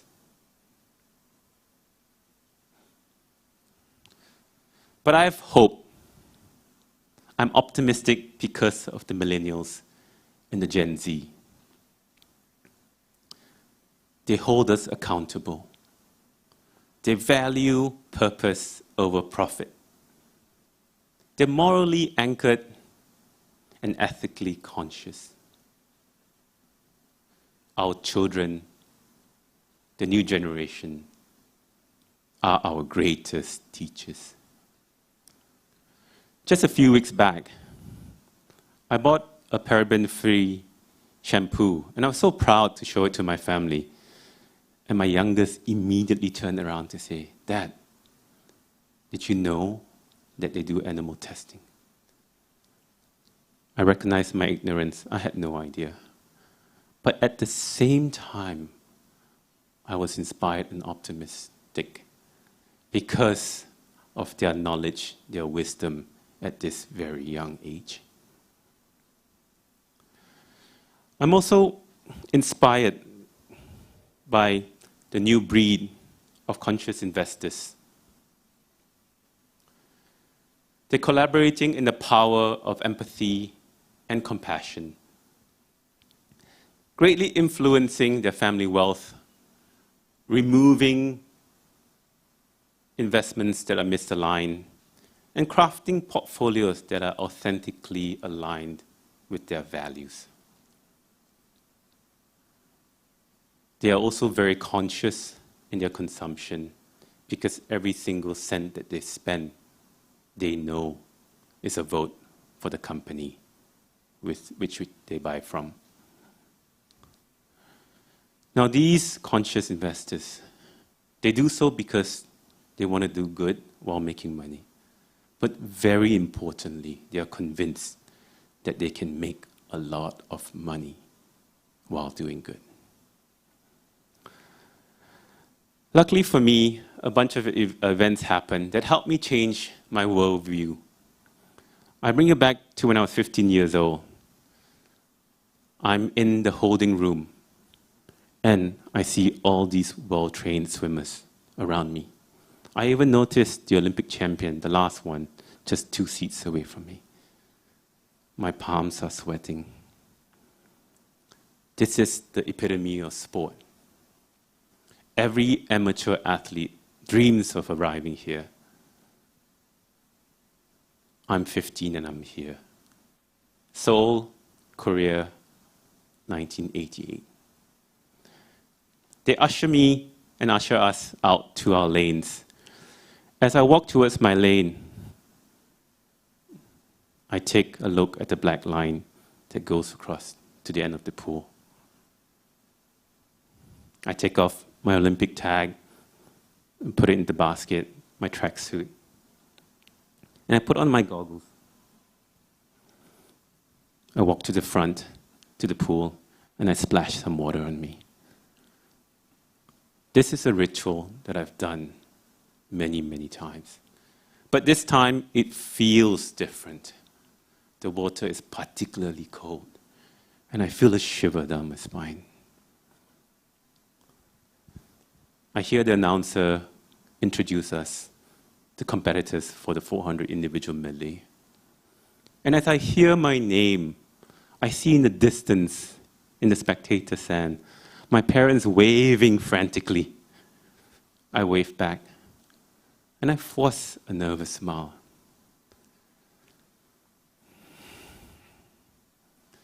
I hear a whistle, and I jump out on the starting block. And I realize my legs are shaking. I can barely balance. Take your mark. I bend over like a recoiled spring ready to go. It's all silent right now, except for the beating of my heart.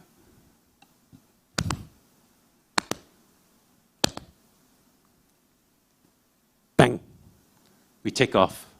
And before we enter the water, I hear the roaring, thunderous sound of the crowd. It's powerful and it's energizing. And when I enter the water, it feels like an out-of-body experience. The 400 individual medley is known to be the most gruesome and grueling event in swimming. But I enjoy it. And as I do the first 100 meters butterfly, I'm feeling strong and I'm enjoying myself. And then when I turned for my backstroke, I was quite concerned because the backstroke is not such a good stroke for me. It's my weakest. But I feel like I'm keeping up. And finally, I take a turn for the third 100, which is for the breaststroke. And this is where I have so much fun. The breaststroke is my favorite stroke. And I put more energy, more power into it. And I feel like I'm catching up. I can see at the side of my eyes. Finally, it's the final 100 meters. And that's the freestyle. As I push off, an immense wave of lactic acid just hits me. And it almost paralyzes me. And I say, Des, you got to keep going. And I push on. And I push on. The final turn, 25 meters left. I'm grasping for air. I'm out of air. I'm literally taking a breath in every stroke I take. But the last 10 meters, I put my head down and I power to the end.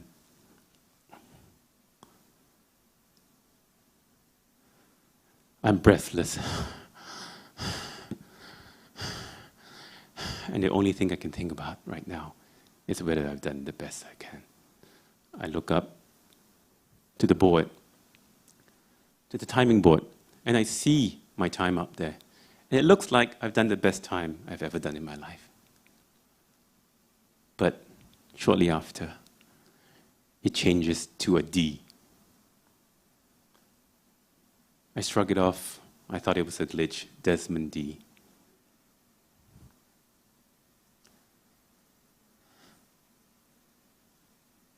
So I make the front page news. Imagine a 15-year-old teenager, eyes of an entire nation on me, celebrated as the prince of the pool, someone who would change the face of swimming and sport in Singapore. But instead,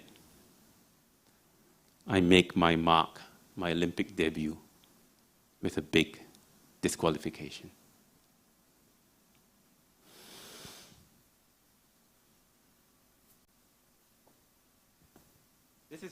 This is just the first of numberless mistakes I make in my life.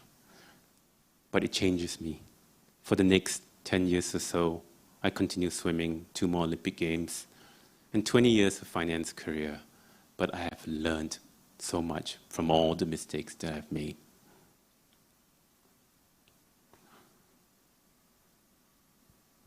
It's not about winning or the podium. It's really about embracing failures, celebrating breakthroughs. It's about commitment. It's about tenacity. It's about the practice. For me, it's about the friendship. It's about humans. And it's about walking together in the power of empathy and compassion as a tribe. It's not about winning at all costs. I know, because I have hurt myself and others along the way when I do so. I feel like I'm a hamster on a hamster wheel, running, chasing, but I never really get there. And if we continue this way, we head to a world with a lot more inequality and a lot more suffering. I know it's not easy, and I lose sight often. Just last week, we had a rehearsal for this talk, and I was focused on crafting a winning speech, the winning talk. And I lost sight of things. But we get reminders along the way. During the rehearsal, I got a unnerving phone call. I dropped everything and I rushed off. I remember my palms sweating and my heart beating. As I reached home, before I reached home, I saw the flashing lights greeting me.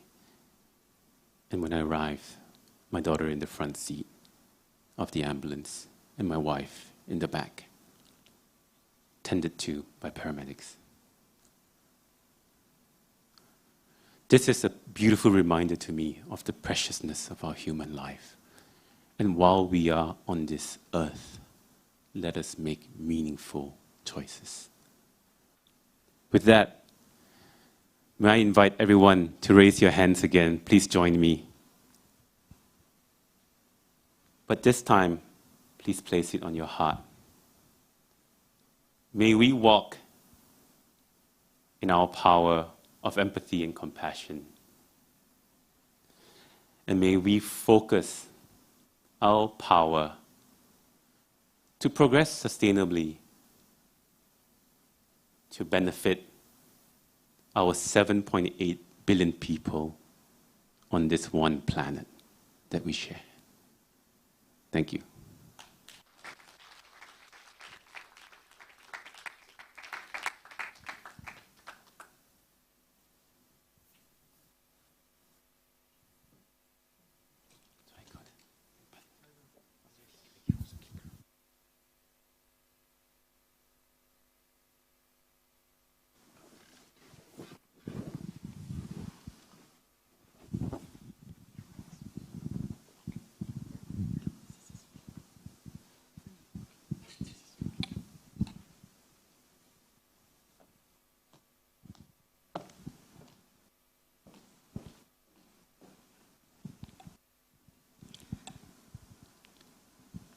Good evening, everyone.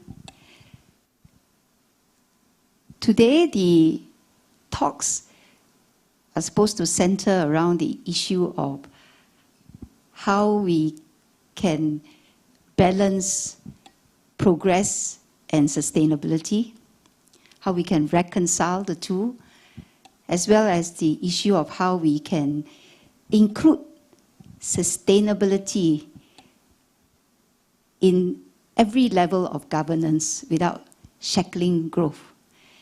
And indeed, this is the context in which I'm going to share with you a story of a small little island city-state. In the 60s, this small island city-state was covered with mud flats. But our leaders had the audacity to think big, to dream big, to transform this place covered with mud flats into a sustainable first world metropolis. So this tiny island city-state was transformed from mud flats to a metropolis in 1 generation. And as you may have guessed, and no prizes for guessing, I'm talking about Singapore. The transformation of Singapore is no easy task, no mean feat. In fact, it is a mammoth task. In the 60s, Singapore at independence was almost entirely dependent on external sources for its basic needs: energy, food, water. And there was really an urgent need to build housing, provide jobs for the people. But even so, the leaders had actually sought to balance economic development with environmental protection and social inclusion, because it was recognized that long-term sustainable development is the only way to ensure that Singapore will thrive well into the future. And because we recognize that inherently we chose this path, there were, of course, trade-offs. But generally, it was trade-offs of short-term gains for long-term gains. For instance, in the 1970s, Singapore actually underwent rapid industrialization. But we had to make the painful decision, the difficult and painful decision of turning away pollutive industries which would otherwise have created many jobs in order to ensure that Singapore continues to have a livable environment. The 1971 Clean Air Act is really a very good example of the early action that we took in order to ensure that progress is compatible with sustainability. Some of you in the audience, more senior ones, more mature ones, like myself, if you have been living in Singapore for a long time, you might remember in the 60s and 70s, you could smell the Singapore River about a mile away. And I remembered that. You could smell the Singapore River a mile away because it was heavily polluted with sewage and rubbish. So this is a picture of the Singapore River pre-cleanup in 1977, minus the smell. It looked exactly like that. But you know, I always told myself then, and the smell is iconic. It's like a compass, because if you can smell it, it means you know you're nearing your destination. Well, in 1977, we undertook the mammoth task of a cleanup of Singapore River. So we removed away the various sources of pollution. We put in proper sewage infrastructure. We provided new facilities for the resettled businesses and residents. And we vastly improved the water quality as well as public health and sanitation. So this is what it looked like 10 years later, a decade later, after the cleanup in 1987. Clean enough to swim.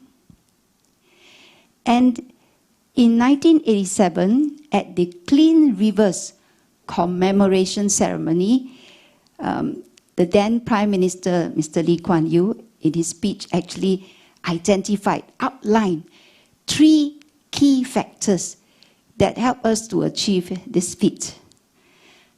Firstly, it is the vision to see what is possible with modern technology. Secondly, it is the courage and the tenacity to take tough but necessary measures.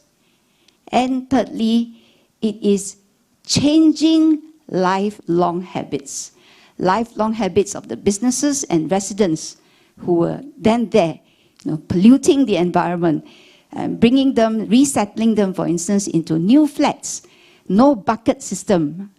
For those of you who lived here before or studied, know what I mean about the bucket system. So the transformation of Singapore really is about having a bold vision, about having the courage, the commitment, and the tenacity to implement these measures, as well as, of course, taking concrete action. And that's how we transform Singapore to what it is today. So this is a view of our Singapore River today with a skyline. And in fact, I think in 2008, we actually completed the Marina Barrage. Again, that is, due to bold vision, using modern technology to convert and create an oasis, a reservoir in the heart of the CBD. So the 3 factors that was outlined by then Prime Minister Lee Kuan Yew is still necessary today to overcome the many challenges that we face. And one of the greatest being climate change. In fact, the United Nations IPCC, Intergovernmental Panel for Climate Change, have projected that we need to reduce carbon emissions by 45% by 2030 in order to avoid many of the devastating impacts of climate change on our ecosystem. The recent floods experienced in Indonesia, in East Timor, in Australia, actually shows the increasing frequency of extreme weather events. And this is going to get worse with climatic changes. And in fact, in Singapore, just 2 weeks ago, if you remember, we experienced one of the most intense rainfall episodes in the last 40 years. And actually some places experienced flash floods, including some places where we have actually put in quite a lot of drainage improvement works in order to mitigate or prevent the risk of floods. So, the impact of climate change is undeniably and painfully evident. And sustainable development is going to be a key imperative. Why? Because 2020, of course, is a key turning point for the world. COVID-19, for instance, the COVID-19 pandemic has actually triggered a very sharp contraction in the global economy, the sharpest contraction, in fact, since the Great Depression. It is really a vivid reminder that we are living in a deeply interconnected world, and also that we are extremely vulnerable to the forces of nature. And it has also brought to the fore the issue of environmental sustainability. In fact, environmental sustainability is no more, a pet subject of fringe activists or arcane climate scientists. It is recognized as a global existential issue. And I'm sure many of you would have read or have heard, building back better and greener is a mantra of many, many countries in the midst of COVID-19, as well as, of course, increasing climatic catastrophes. So sustainable development is a key imperative for many, many countries as we transit to a low-carbon economy. And as I've said earlier, the ethos of sustainable development is not new to Singapore. But in the face of climate change, we have to build on our past as well as our current efforts and put sustainability at the core of everything we do. And let me say that this is not just a slogan. It is a core tenet of our public policy. And why do I say that? Well, I think a good illustration will be the Singapore Green Plan 2030 that we just launched in February this year. So this is a whole of government as well as a whole of nation plan that builds on our sustainability efforts of previous decades. It aims to ensure that Singapore continues to be green and livable with sustainability as a new engine of growth. And actually the plan lays out concrete and ambitious targets to advance our sustainability agenda.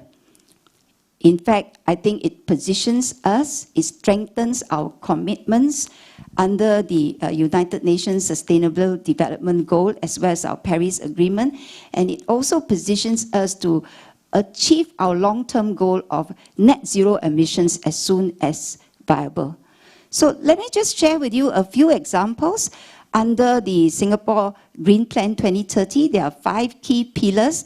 The 5 key pillars are city in nature, sustainable living, energy reset, green economy, as well as a resilient future. And it's undergirded by 2 enablers, that is green government and green citizenry. So one example, green commute.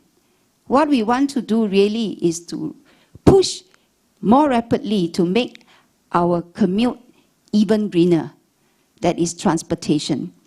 So in terms of rail, we are going to expand our rail network by 2030 such that 80% of our households will be within a 10-minute walk from a train station. In addition, we aim for 75% of peak period transport, right, to be made on mass public transport, that is buses and train. Because public transport is still the greenest mode of travel. In addition, we're going to triple our cycling path network by 2030 in order to encourage more cycling and walking, and we're going to repurpose some roads, reclaim the roads for cycling and walking. And in addition to that, by 2040, we're going to phase out internal combustion engine vehicles so that all our vehicles will be run on cleaner energy. So that's in the area of green commute. Now, in the area of green energy, we are going to take swift steps to green our energy, in spite of the fact that we are actually an alternative energy constrained city and country, because we don't have access, for instance, to wind energy, hydro, for instance, and even solar energy. We do have limitations because of our small size as well as the cloud cover. But having said that, we are going to increase our solar deployment by 5 times from today by 2030. How? Among the things that we're going to do is to cover the rooftops of most of our public housing with solar panels, and our water bodies where it is possible also to install floating solar panel systems, or what we call floating solar farms. We are completing one in Tenga this year, which will be one of the world's largest on the water surface, a floating solar panel system, one of the world's largest, and is going to be able to provide green energy to run 5 water treatment plants, as well as the marina barrage that I was talking about. And then thirdly, in the area of food, green sustenance, I would say. We have a 20 by 30 goal, 30 by 30 goal, and that is to grow 30% of our nutritional needs locally by 2030. And just by comparison, actually, currently, less than 10% of our food that we consume here locally is grown locally. But we're going to stretch it to 30% by 2030. How do we aim to do that? Through technology. And in fact, some of our urban farms now are actually using productive technology, like vertical farm as well as climate control, in order to achieve this. We only have about 1%, we can only afford about 1% of our land in Singapore for agriculture because of our limited size. But like in 1987, when then Prime Minister Lee Kuan Yew alluded to the fact, that we will look to technology to address and overcome some of our challenges. And finally, in terms of green government, we are going to take the lead, the public sector is going to take the lead in pursuing sustainable development through our, what we call our greengov.sg initiative. And indeed, we are going to set new sustainability targets, as well as to take the lead in green demand, so that we can serve as a role model for businesses and corporations in this area. So let me conclude. As I've noted, inherently, since independence, we have recognized that we need to grow sustainably in order to continue to thrive, and in order to maximize the well-being of our people.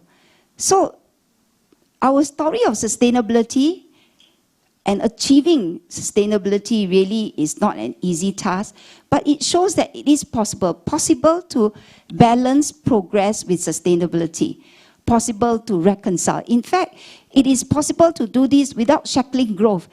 If you actually don't do this, you may shackle growth, you may limit growth, because if you pollute and degrade the environment, then there may be limits as to what you can do thereafter. And that is why, as we transform from mud flats to a metropolis, we are able to continue to allow our residents here to enjoy clean air and water, lush greenery, a good quality health and education system, as well as safe common spaces. And in the light of climate change as well as other challenges, I think we need to push this even more strongly to ensure that we continue to have a green and livable environment for our future generations. I think, many of you know, we don't inherit this place. In fact, we are borrowing it from our future generations. And when we return it back, we should return it back with interest, not degrade it. So thank you very much.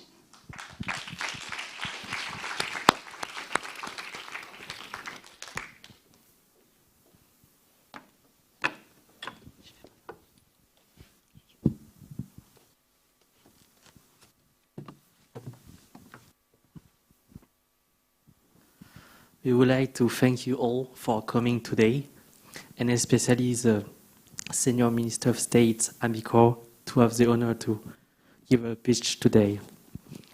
We thank the coach, thanks to the partner Bolloré Logistics, Blackas, Jumondi, and ESSEC, and all the TEDx team, without whom this event will not be possible. We thank you also for coming at National Gallery, and for all the people connected in the live stream. We hope that this speech that you just heard give you the same inspiration we had. Thank you.